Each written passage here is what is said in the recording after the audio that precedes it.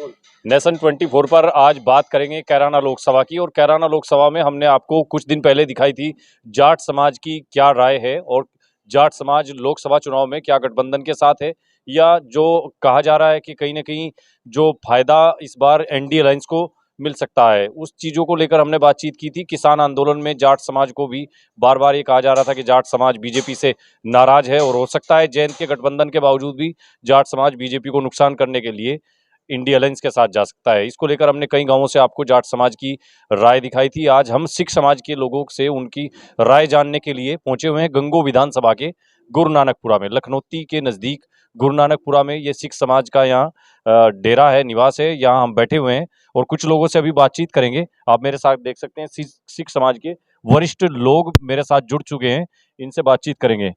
पहले काका, आपका बहुत बहुत स्वागत है हमारे चैनल पे। धन्यवाद जी। विपिन जी, आप हमारे पास आए। आप यहाँ पे आपने सारे प्रोग्राम को देखा और आप हमारे मन की बात जो है लेना चाह रहे हो। अच्छा, क्या नाम है सर आपका? मेरा नाम अवतार सिंह है जी।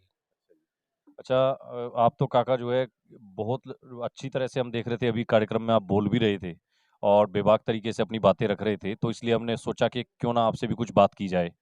आप सरकार का कामकाज भी बता सकते हैं बेहतर तरीके से, और सांसद प्रदीप चौधरी का कामकाज कैसा रहा 5 साल में, ये भी आप बखूबी बता सकते हैं। तो पहले हम शुरुआत करते हैं कि सांसद प्रदीप चौधरी का कामकाज 5 साल का कैसा रहा।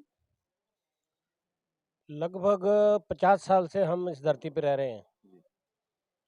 जब हम तुलना करते हैं तब की और आज की, तो बहुत बड़ा अंतर आया है, जिसमें माननीय प्रदीप जी सांसद महोदय और उनके पिताजी मास्टर कंवरपाल जी, जब से ये सियासत में आए हैं इस क्षेत्र में बहुत बड़ा परिवर्तन देखने को मिल रहा है।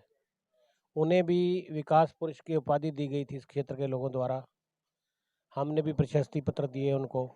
उन्होंने जो हमारे उपेक्षित डेरे थे उनको खड़ंजे दिए, जहां सड़क की ज़रूरत थी सड़कें दी। और वो कहा करते थे कि वहाँ विधानसभा या लोकसभा जो है, सरकारें जो है समुंदर है और वहाँ से खींच के लाने वाला चाहिए। जो जितना मेहनत करेगा वहाँ से खींच के लाएगा, वो अपने क्षेत्र में उतना ही अच्छा काम करवाएगा। मास्टर कोरपाल जी का कंवरपाल जी के अल्फाज हैं ये, जो मेरे से खुद कहे उन्होंने कभी। अच्छा काका जी, आप जैसा कह रहे हैं कि मास्टर कोरपाल जी ने आपके सिख समाज के जो अपेक्षित, जिनकी मतलब अनदेखी हो रही थी, सिख समाज के जितने डेरे थे उनके लिए विशेष रूप से काम किया, ये आप कह रहे हैं? बिल्कुल जी, बिल्कुल। हम लोगों पे सड़क से जोड़ने का काम किया, उनको बिजली वगैरह भिजवाई। जहाँ खड़ंजों की ज़रूरत थी, कच्चे रास्ते थे, जो उनके वो विधायक रहे, लेकिन उनके विधायक क्षेत्र में जितने भी हमारे डेरे पड़ते थे, यहाँ बहुत हमारे लोगों के डेरे हैं, तो उन्होंने विशेष तौर पर वैसे काम तो सभी करवाए उन्होंने, सड़कों के भी करवाए, बिजली घरों के भी करवाए। एक नहर की योजना भी थी उनकी इस इलाके में लाने की, और भी अनेक विकास कार्य हैं। लेकिन हमारे जो लोगों की डिमांड थी ज़्यादा पक्के रास्तों की थी, उस पे विशेष ध्यान दिया उन्होंने। और बहुत से ऐसे खुड़ंजों के नाम है जो मैं गिनवा सकता हूँ आपको, अगर आप चाहें तो, जो उनके लगवाए हैं उनके कार्यक्रम। आप जो कह रहे हैं कि मास्टर कोरपाल जी ने बहुत काम किया है और आपने बताया कि हमारे सिख समाज के डेरों तक सड़कें पहुंचाई, बिजली पहुंचाई, क्या आप देखते हैं कि सांसद प्रदीप चौधरी जी भी अपने पिताजी की जो पद चिन्ह है उन पर ही चल करके काम कर रहे हैं, या जिस तरह से विपक्ष के लोग कह रहे हैं कि सांसद प्रदीप चौधरी में वो बात नहीं है, जनता के बीच समय नहीं दे पाए, या इस तरह की बातें हो रही हैं कि वो मादा नहीं है काम करवाने का? देखो, ये अपना अपना तरीका होता है।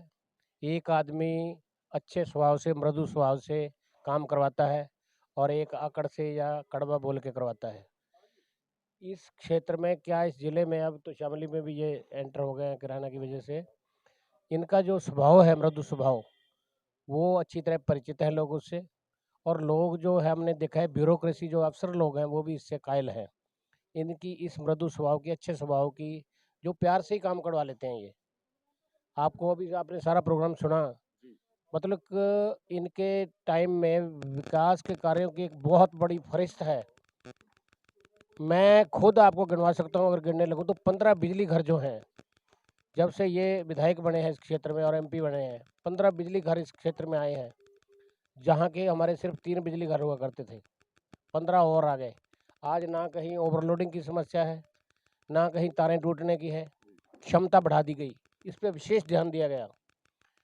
और काका जी, आप जो कह रहे हैं कि ये सांसद प्रदीप चौधरी जो है जो काम विनम्रता के साथ करवा लेते हैं, जो दूसरे नेता लोग अकड़ से या रोब गालिब करके अधिकारियों पर ब्यूरोक्रेसी को डरा धमका करके काम करवाते हैं, लेकिन आप कह रहे हैं लेकिन लोग तो कहते हैं कि सांसद जी में वो बात नहीं है जो दूसरे नेता जिस तरह से काम करवाते हैं। देखो, ये अपना अपना सोचने का ढंग है। ये सियासत बड़ा एक गहरा समुद्र है, हर कोई अपने तरीके से सोचता है। आपको सांसद जी का ये अंदाज पसंद आया? मुझे अंदाज पसंद है, कभी भी मैंने इनको कड़वे व्यवहार में किसी से बात करते नहीं देखा कभी भी। और काम जहाँ भी हम लेके गए कभी कोई, हमारी बात सुनी गई। और भी लोगों को देखता हूँ मैं, वहाँ पे सैकड़ों लोग बैठे होते हैं, सबको बारी-बारी से टाइम देते हैं, लोगों की समस्याओं का हल भी करवाते हैं, निजी का भी और सार्वजनिक का भी। अच्छा, तो अब काका मैं एक ऐसा प्रश्न आपसे पूछ रहा जिसका आप सोचेंगे क्या जवाब दूं। लोग यहाँ कहते हैं जिले में इमरान मसूद और कैराना लोकसभा पे बात करते हैं नाहिद हसन की, कह रहे यही दो नेता हैं। या तो नाहिद हसन है जो सामने वाले अफसर को जो है दबा करके या जैसे भी उससे काम करवा सकते हैं, या इमरान मसूद। सांसद प्रदीप चौधरी को बोलते हैं कि इनके ये काम बस का नहीं है। ऐसा क्यों कहते हैं लोग? ये अपनी-अपनी सोच का फ़र्क है। मैं किसी की निंदा नहीं करता, अपना-अपना तरीका होता है काम करने का। एक घर को चलाने का भी अपना-अपना तरीका होता है। एक सारे घर को जोड़ के चलता है, बच्चों से लेके बुजुर्गों तक। एक आदमी अपने तरीके से काम करता है। लेकिन जहाँ तक मैं जानता हूँ, इनके तरीके को सराहा गया है पब्लिक द्वारा, मेरे द्वारा नहीं। मैं अब सच पूछो तो ये भी बता दूँगा आपको, जब ये पहली बार विधायक बने थे ना, कुछ लोगों के अपने कानों से सुना है हमने, कहते थे कि ये अपने पिता की बोई हुई काट रहा है। लेकिन इस आदमी ने इतना काम करके दिखा दिया हमारे क्षेत्र में, एमएलए रहते हुए भी और एमपी रहते हुए, कि आज इसकी बोई हुई शायद इसके बच्चे भी काटे हों और सबको फ़ायदा मिले उनका। ऐसा इसका तरीका है, पैटर्न है काम करने का। बात तो हमने भी सुनी है, लोग कहते हैं कि सांसद प्रदीप जी जो है अपने पिता मास्टर कुंवरपाल जी की जो राजनीति में करा धरा है उसकी फसल काट रहे हैं, लेकिन आपने आज नई बात बताई कि इन्होंने तो अपने बलबूते भी बहुत काम कर दिया। वो तो किसी की बोही कब तक काटोगे आप? एक फसल ही तो काट सकते हो। इन्होंने तो कई बोदी कई काट ली। ये तो प्रत्यक्ष है। इसको कैसे मिटा सकता है कोई? एक एमएलए, उनके बाद में 3-3 बार एमएलए रह के फिर एमपी बन गए, और एमपी एमपी का जो परफॉर्मेंस है वो भी दुनिया देख रही है इनका।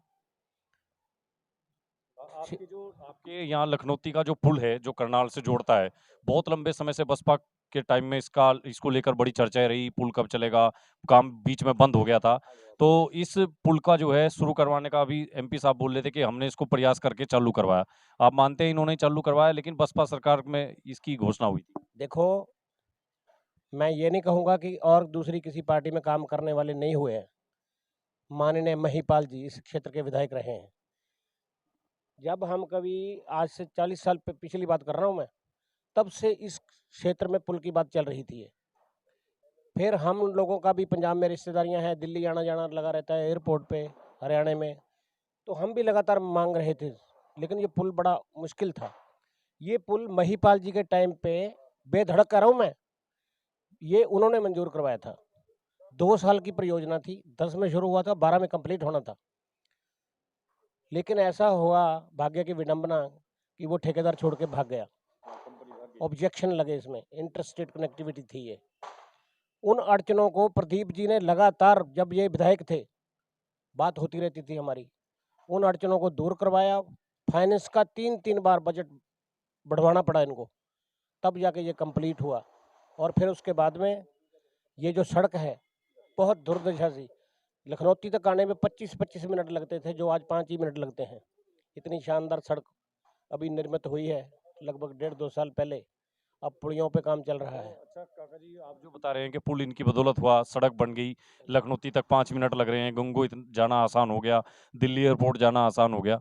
क्या जैसे कह रहे हैं कि जो इंडिया अलायंस की सपा और कांग्रेस गठबंधन की जो प्रत्याशी हैं इकरा हसन, उनके पिताजी स्वर्गीय मुनव्वर हसन और उनकी माँ तबस्सुम हसन जो यहाँ की पूर्व सांसद भी रही हैं, क्या आपको नहीं लगता काम तो उन्होंने भी कराए होंगे? मैं क्यों कहूँ कि उन्होंने नहीं करवाए? तो उनकी उनकी अपनी छवि थी। आप मुनव्वर हसन जी ने, आपको पता है कि 43 साल की उम्र में, बहुत ही कम उम्र में जितने पदों पे वो रहे हैं, उनका एक अपना रिकॉर्ड था। उनकी भी कार्यशैली अपनी जगह एक बहुत प्रभावशाली कार्यशैली थी। तो फिर उनकी बेटी को यहाँ मौका क्यों नहीं मिलना चाहिए? क्या कौन कह रहा है नहीं मिलना चाहिए, है ना? लोकतंत्र जीवित इसीलिए है, उनको भी हक है अपनी बात कहने का, इलेक्शन लड़ने का। अब आगे आने वाला टाइम तो समय बताएगा कि जीत किसके भाग्य में है, लेकिन हमें बड़ी खुशी है कि उस परिवार की बेटी, किसी की बहन, किसी की बेटी, वो इस समाज में एक नेता के तौर पे उभर रही है और समाज की सेवा का मौका मिल रहा है उसे। हो सकता है बहुत अच्छा काम करे वो, कब मना कर रहे हैं हम। लेकिन जो अभी वो कांग्रेस और सपा के गठबंधन से यहाँ के उम्मीदवार हैं और कुछ लोग कह रहे हैं कि सांसद प्रदीप चौधरी पर बहुत भारी पड़ने वाली हैं, बहुत भारी पड़ रही हैं, बड़ा जन समर्थन उनको मिल रहा है। शामली, कैराना, गंगो, थाना भवन सब विधानसभाओं में बता रहे हैं उनका बड़ा पलड़ा भारी है। देखो, हर कोई अपने दावे ठोकता है, भविष्य क्या होगा ये तो भविष्य टाइम ही बताएगा। लेकिन नारी को सम्मान मिल रहा है और उसको सेवा करने का मौका मिल रहा है बेटी को, बहुत अच्छी बात है। आप मौका देंगे सेवा करने का? यहाँ गंगो का सिख समाज जो है, क्यों नहीं? जब तक ये लोकतंत्र तब तक ही जिंदा है जब तक विपक्ष जिंदा है। हम चाहते हैं मजबूत विपक्ष हो, हर बात की इनकी कमियों को गिनाए, तब ये भी आगे सोच कर चलें। कहीं अंधाधुंध ना हो जाए मामला कि हम जो कर रहे हैं वो सही है, चाहे वो गलत भी करते रहें। लोकतंत्र में विपक्ष का होना बहुत जरूरी है, मजबूत विपक्ष। हम तो चाहते हैं कि संसद में भी मजबूत विपक्ष हो। आप ये चाहते हैं कि इकरा हसन विपक्ष में रहे या किन को चाहते हैं विपक्ष में? कौन रहे, देखो, किसके विपक्ष में रहे? अभी ये तो देखो हमारे मन की बात है। आप अभी हमने आपके सामने इतना बड़ा प्रोग्राम किया है, जो हम देख चुके हैं उसको हम कैसे भूल सकते हैं? प्रदीप जी लगातार लोगों की बात सुन रहे हैं और भरसक प्रयत्न कर रहे हैं इस इलाके के काम करवाने के लिए, और नजर आ रहे हैं लोगों को काम करवाए, इतने बिजली घर, इतनी सड़कें, इतने खड़ंजे, तो उसको कैसे इग्नोर किया जा सकता है? वो अभी नई आई है, कल सेवा करेंगी लोगों की, क्या पता उनको कितना पद मिल जाए, कितना बड़ा कहाँ तक पहुंच जाए। फिलहाल इकरा हसन जो है विपक्ष में काम करें। अभी तो बेटे वो नई आई है, अभी नई है, अभी राजनीति के बारे में मैं समझता नहीं कि वो इतनी परिपक्व है, हो सकती है इससे भी ज्यादा परिपक्व हो जाए। एजुकेशन वैसे उनकी बहुत है, वो जो है बाहर से पढ़ के आई, विदेश से बहुत एजुकेटेड हैं और यंग हैं कि युवाओं की बातों को समझती हैं, नई पीढ़ी की बातों को, और जो आजकल चीजें होनी चाहिए उनको समझती है। लेकिन आप अभी कह रहे हैं कि उनको अभी थोड़े दिन और राजनीति को सीखना चाहिए। चाहे कितने भी पढ़ा हूँ, मैं भी 12 साल इंग्लैंड में रह के आया हूँ, लेकिन 12 साल इंग्लैंड में रहे हैं? हाँ, और कितने पढ़े हुए हैं? मैंने भी बीए कर रखी है।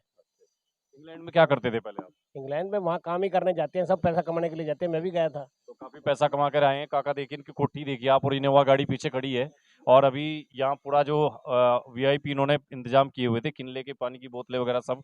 तो काका आप तो बहुत पढ़े लिखे भी हैं और अच्छी तरह से आप चीजों को, पॉलिटिकल चीजों को डिफाइन कर रहे हैं। हम कोई इतने कोई वो बात नहीं जितनी आप कह रहे हैं, ये सब हम मिलजुल के कर रहे हैं। सबसे बड़ी आज जरूरत है भारतवर्ष को भाईचारे की। जो भाईचारे पे चलेगा वही कामयाब होना वाले वाले टाइम में। अगर इकरा हसन हमारी बेटी इस क्षेत्र में भाईचारे को कायम रखती हैं, सबके लिए काम करती हैं, सबकी आवाज़ उठाती हैं, किसान की, मजदूर की, व्यापारी की, तो आने वाला टाइम पता नहीं भविष्य कितना अच्छा हो उनका। लेकिन फिलहाल प्रदीप जी कर रहे हैं, हम देख चुके हैं। ये सड़क जो काम आपके सामने है उनका आपने देख लिया। हाँ, अभी उनका हम देखेंगे। रही बात मुनव्वर हसन जी का काम अपनी जगह बहुत अच्छा था। ये जो सिख समाज को लेकर के लोग खबरें फैलाते हैं कि सिख समाज बीजेपी से बड़ा नाराज है, पूरे देश में बीजेपी का तख्ता पलट कर देगा, इस बार जो है राहुल गांधी के साथ खड़ा होकर के कांग्रेस और समाजवादी पार्टी का साथ देगा, आम आदमी पार्टी के साथ चलेगा, क्या आप इस पर भी कुछ कह सकते हैं? ये अपनी अपनी सोच है। देखो, हम किसान हैं, किसान की बात जो है, किसान की कुंठा जो है, किसान की जो पीड़ा है, चाहे मैं किसी का भी गुणगान करूं, लेकिन किसान की समस्या है और किसान की समस्याओं का हल होना चाहिए। अभी मैं एक बात करने जा रहा हूं जिसको कि स्वामीनाथन रिपोर्ट की है। जैसे स्वामीनाथन को तो भारत रत्न दे दिया गया, लेकिन स्वामीनाथन ने कहा क्या है, क्या गौर किया उस पर किसी ने? उसमें से कुछ परसेंट तो लागू कर दिया होता। उन्होंने यही तो कहा है कि लागत का लगा के, सारी लागत लगा के प्लस प्लस 1.5 गुना, क्या बुरा कहा है? उस टाइम आदमी कितना पीड़ित होता होगा जब वो अपनी सिर पे टोकरी रख के मंडी में जाता है और 1-1 रुपए में उसकी गोभी बिकती है, 50-50 पैसे में। क्या हमारी 50 पैसे कीमत आती है 1 किलो गोभी पैदा करने में या बैंगन पैदा करने में या दूसरी फसलें। एक काका जी, यहाँ आप जो है ये कृषि का जो पूरा गणित समझा रहे हैं, ये अर्थशास्त्रियों का और जो कृषि वैज्ञानिक है उनके बीच बड़ा बहस का विषय भी है। बड़ी बड़ी टीवी पर डिबेट भी होती है। हम आपसे जानना चाहते हैं, कुछ लोग बताते हैं कि जो पंजाब में ही किसान आंदोलन क्यों हो रहा है, कहीं ना कहीं जो पंजाब का जो सिख है वो खालिस्तान की मांग कर रहा है। तो क्या आप बता सकते हैं कि क्या जो वहाँ लोग किसान आंदोलन कर रहे हैं क्या खालिस्तान बनाने के लिए कर रहे हैं, और खालिस्तान बना करके करना क्या चाह रहे हैं? देखिए, एक बात बहुत अच्छी तरह समझने की है, अगर सभी लोग खालिस्तानी होते तो वो दिल्ली की तरफ ना आते।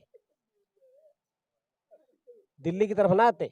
दिल्ली की तरफ इसलिए आते हैं कि हम हमारे एमपी बैठते हैं वहाँ। हमारा देश है ये, हमारी राष्ट्रीय राजधानी है वो। हर किसी को कह देना कि भाई ये खालिस्तानी है, ये अलगाववादी हैं, ऐसा नहीं है। कुछ लोग हैं, कुछ लोग हैं, मैं मानता हूँ, मैं कन्फेस करता हूँ इस बात को, कुछ लोग हैं। लेकिन उनकी हम ज़बान नहीं बंद कर सकते। वो पंजाब में बैठे हैं, कुछ ही माँग सकते हैं, है ना? अब विदेशों में बैठे हैं, कैसे ज़बान बंद कर दोगे उनकी? काका ऐसा है कि आप जो पंजाब के किसान हैं वो अपनी आवाज पार्लियामेंट में और जो भारत सरकार है उसको पहुंचाने के लिए दिल्ली की तरफ कूच कर रहे हैं, न कि दिल्ली पर कब्जा करने के लिए। कब्ज़ा कोई कैसे कर सकता है भैया? ये बिल्कुल गलत बात है, ऐसा आरोप लगाना भी गलत है। पंजाब के लोग सक्षम हैं। देखो, एक तो वहाँ पे बड़ा किसान भी है। पंजाब के लोगों के घर-घर से बच्चे बाहर बैठे हैं, विदेशों में पैसा कमा रहे हैं। आज उनकी गाड़ियों पे सवाल उठते हैं कि वो फॉर्च्यूनर ले रहे हैं, वो एक्सयूवी ले रहे हैं। भाई कमाई से ले रहे हैं, उनके बच्चे उन्होंने 20-20 साल से बच्चे बाहर भेज रखे हैं। बिछोड़े का दुःख झेल रहे हैं वो। उनके बच्चे बाहर बैठे हैं, वो डट के काम कर रहे हैं, रात-दिन मेहनत कर रहे हैं। वो अपने घर वालों को गाड़ी भी लेके देते हैं, ज़मीन भी और खरीदते हैं, अच्छे मकान भी बनाते हैं। आप कभी पंजाब को विज़िट करो, हमारे आपको 5-7 ज़िले ऐसे हैं पंजाब के, जहाँ आपको बहुत संपन्नता दिखाई देगी। तो क्या किसान को संपन्न होने का हक नहीं है? किसान भी संपन्न हो सकता है। आज पहले तो पंजाब बाहर जाता था, आज पूरा हरियाणा जाने लग गया। ये पश्चिमी यूपी भी जा रही है। किस-किस को आप कहोगे आतंकवादी? ऐसा नहीं है। असल में काका वो जो वहां पर पन्नू जैसे जो कुछ ऐसे लोग हैं जो खालिस्तान का नाम लेकर के, और स्पेशली जो है जो हमारा पवित्र जो खालसा पंथ का जो झंडा है, खालसा पंथ की जो बातें हैं उनको आगे कर करके कहीं ना कहीं अपना जो एजेंडा है उसको चला रहे हैं। क्या आप नहीं मानते क्या इस तरह का करना एक? अगर एक पन्नू ऐसी बात करता है, तो सर पे पन्नू की मोहर थोड़ी लग जाएगी। हम लोग सारा घर-बार छोड़ के पंजाब से इधर आ गए हैं। आप लोगों के हम एक समाज के अंग बन गए हैं। आप हमारे अंग हैं, हम आपके अंग हैं। तो हम उस पुन देश के पुन प्रधानमंत्री खुद जो गुरु गोविंद सिंह जी है उनके बलिदान को, उनके जो दोनों बेटे हैं उनके बलिदान को बहुत मानते हैं, और उन्होंने उनके नाम से शहीदी दिवस की शुरुआत भी 14 नवंबर से कर दी है। तो देश मानता है और खालसा पंथ का सम्मान भी करता है, गुरुओं के जो बलिदान है उसकी भी पूरा देश बड़ी सम्मान करता है। लेकिन क्या आप ये नहीं मानते कि पन्नू जैसे लोग जो कहीं ना कहीं किसान आंदोलन की आड़ में या किसी तरह से खालसा पंथ की आड़ में कुछ इस तरह के नैरेटिव चलाते हैं और कहीं बांटने वाली बात करते हैं, वो भी तो खतरनाक है। बिल्कुल खतरनाक है। देखो, जो फैसला उस टाइम किया, जब अंग्रेज यहाँ से भागे थे, हमारे पूर्वजों ने, हमारे बुजुर्गों ने कुछ सोच समझ के किया होगा। आज हमारे पास पंजाब बहुत छोटा है, पूरा इंडिया है काम-काज करने के लिए, कारोबार बढ़ाने के लिए। और मैं अक्सर देखता रहता हूँ, हिंदुस्तान में घूमते हैं हम लोग भी, हमारे लोग बहुत अच्छे कारोबार कर रहे हैं। एक पन्नू के कहने से थोड़ी यहाँ खालिस्तान बन जाएगा। पन्नू ले लो अमेरिका में खालिस्तान, बहुत बड़ा देश है वो, हमारे से कई गुना रकबा ज़्यादा है उनके पास, कनाडा के पास है। पन्नू को अपनी बात कहने दो। पन्नू जो कह रहा है, हमें अपने बारे में सोचना है। पन्नू की अपनी आवाज़ है, जहाँ लेना है ले लेगा वो। अब दूसरों का मुँह भी हम कैसे बंद कर सकते हैं? पन्नू के लोग पंजाब में भी हैं, कैसे उनका मुँह बंद करा जा सकता है? जिनको चाहिए वो ले लो, लेकिन हमें नहीं लेना। हमें तो इन अपने भाईचारे के साथ रहना है मिलके हमेशा। जिनके हम अंग हैं वो हमारे अंग हैं। और दूसरी बात, आज सबसे बड़ी समाज को ज़रूरत है भाईचारे की। अगर भाईचारे के लिए तो राहुल, अच्छा काका, राहुल गांधी कह रहे हैं कि मैंने नफरत के बाजार में मोहब्बत की एक दुकान खोली है। क्या उनकी दुकान का प्रोडक्ट आप भी लेना चाहेंगे? आपको पसंद है राहुल गांधी की दुकान? ये हर 3 महीने बाद यात्रा करने से नहीं दुकान खुलती, कि यात्रा खोल ली और चले गए, वहाँ आदमी इकट्ठे कर लिए। वो काम करने से होता है, लोगों की समस्या के ऊपर लड़ने से होती है बात। मैं कहता हूँ, किसी के बारे में निंदा करना तो मेरा विषय नहीं है, लेकिन आज कांग्रेस के पास अच्छी लीडरशिप नहीं है, वरना कांग्रेस पूरी देशव्यापी पार्टी है। कांग्रेस की कुर्बानियां भी हैं, देन है देश को, उसके टाइम पे भी तरक्की हुई है देश की, लेकिन अच्छी लीडरशिप की जरूरत है, अच्छी मैनेजमेंट की जरूरत है, अच्छे विजन। आप राहुल गांधी को अच्छा लीडर नहीं मानते क्या? वो तो समय साबित कर रहा है, मेरे से क्या कहलवा रहे हो आप? तो नहीं, प्रधानमंत्री मोदी के मुकाबले राहुल गांधी कुछ नहीं है। भैया आप सभी दुनिया देख रही है, मैं क्या कहूंगा उसके बारे में। अगर वो अच्छे लीडर होते तो कांग्रेस को कहीं के कहीं ले जाते। आप मेरे से बात पूछ रहे हो, लगातार उनको इतना इतना टाइम, जरा राहुल गांधी के आगे माइक करना, जरा हर बात का आपका सवाल जवाब दे दो। लेकिन ठीक है, दो चार बात बोल के बस फिर गुम हो जाता है, ऐसा नहीं। एक बहुत तेज मोदी जैसे नेता को मुकाबले पे आने के लिए बहुत तेज तरह नेता की जरूरत है, जो पूरे समाज को लेके चले, पूरे हर कौम को साथ लेके चले। बहुत बड़े एक अच्छे लीडर की जरूरत है, और जो सबको साथ लेके चले, और तभी जाके इसका देश का भला हो सकता है। अच्छा, यहाँ कैराना पे क्या होगा? राहुल गांधी और उनकी जो मोहब्बत की दुकान और अखिलेश यादव का जो समाजवाद है, दोनों मिल करके यहाँ उन्होंने एक राशन को उतारा है, और इधर बीजेपी और आरएलडी जयंत चौधरी की तरफ से प्रदीप चौधरी जी आपके कैंडिडेट हैं। आपको लगता है कि यहाँ क्या खेला होने वाला है? देखो, भविष्य के बारे में मैं कुछ नहीं कह सकता। भविष्य तो वो जो भविष्य बताते हैं वही बता सकते हैं। मैं एक आम नागरिक हूँ, मैं तो जो मैं देख चुका हूँ, मैं देखता हूँ, मैं उसके बारे में बात कर सकता हूँ। आप किसके साथ हैं? मैंने तो अभी आपके सामने प्रदीप जी के प्रोग्राम को संचालन किया है, गुणगान किया है उनके काम का। मैं उनका काम देख रहा हूँ, मैं उनसे मिलता हूँ, मैं उनसे काम लिए हैं हमने। 15 बिजली घर मैंने आपको बताया, एक तहसील में दिए हैं उन्होंने, और परिवर्तन साफ नजर आ रहा है लोगों को, सड़कों का और दूसरे अनेक ऐसी समस्याएं जो उन्होंने हल करवाई हैं। ये हाईवे था, आज से ये जो सहारनपुर से दिल्ली रोड है, आज से नहीं, कम से कम 15 साल से हम बात सुन रहे हैं कि ये बनने जा रहा है, लेकिन अब बना है ये जाके, क्योंकि तो लोग। विकास के नाम पर वोट बीजेपी को ही जाएगा, है ना? बिल्कुल जाएगा, अगर वो काम कर रही है तो।